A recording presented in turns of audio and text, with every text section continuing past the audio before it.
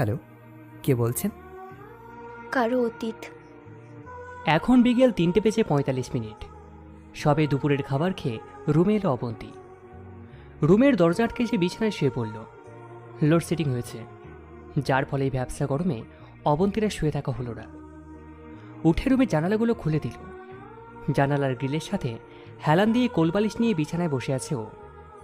Phone হাতে নিয়ে call লিস্টে গিয়ে কিপ্যাডে গিয়ে একটা নাম্বার তুলে সাথে সাথে মুছে ফেলল সেটা। আবারও নাম্বার ওঠালো। নাম্বারটা রুদ্রের, অবন্তীর প্রাক্তন রুদ্র। আজ থেকে ঠিক 2 বছর 6 মাস 6 দিন আগে রুদ্রের সাথে সব সম্পর্ক বিচ্ছিন্ন করে আকাশকে বিয়ে করেছিল।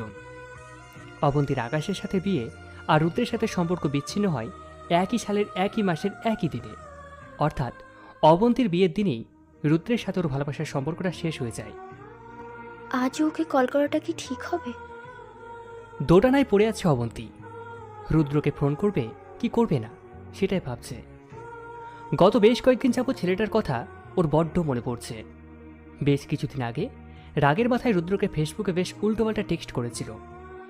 রুদ্র সেগুলো সিন করে রেখে দিয়েছে। কোনো